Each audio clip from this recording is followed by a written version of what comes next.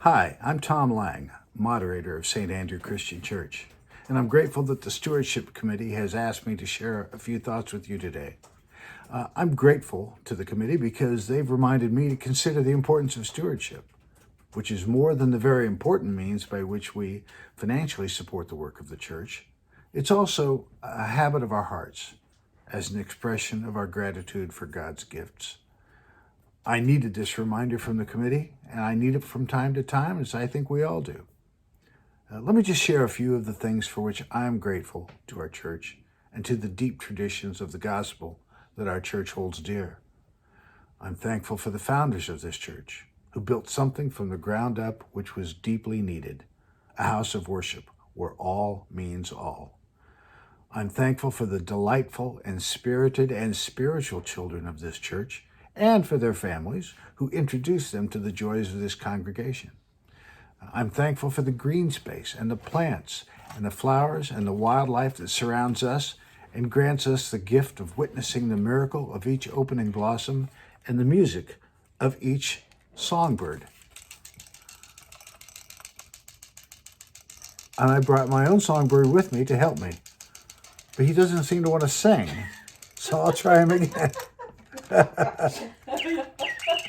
Oh, yes. Thank you very much. His name is Atticus Goldfinch, in case you're wondering.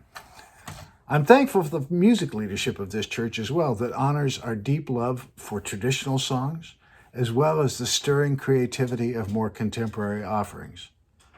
I'm thankful for a tradition in our church in which our minds are respected and therefore challenged to think deeply about the meanings of the Holy Text, the ideas from centuries of great thinkers, and the local, global, and social and political challenges of the day.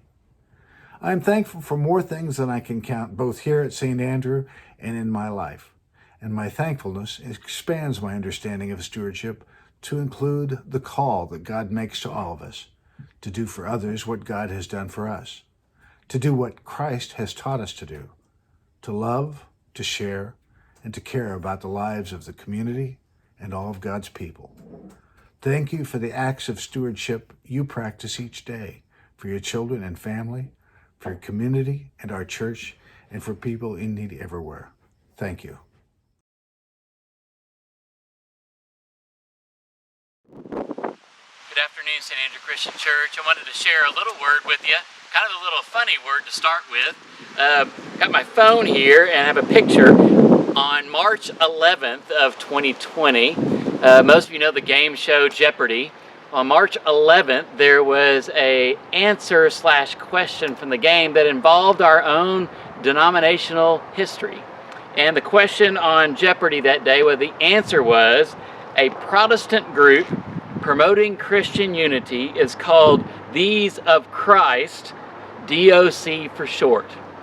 And of course, we would know the answer as Disciples of Christ. It was interesting that in the Jeopardy game that our movement was known for its quest of unity. Barton W. Stone, one of the four major founders of our tradition, said that unity is our polar star.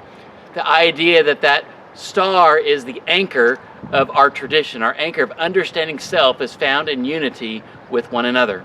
Our scripture text this coming Sunday will come from the book of Ephesians. In the first 6 verses of chapter 4, Paul's movement speaks of unity. And as they write to that church in Ephesus, a significant location off the coast of the Mediterranean, that message of unity was critical for that early church movement. I would dare say the understanding of unity is just as valuable for us today as we seek what it means to be a church in an ecumenical, multicultural, multifaceted context. Join us on Sunday as we hear about unity and close out this sermon series on social distancing, first century style. Join us for Sunday at worship.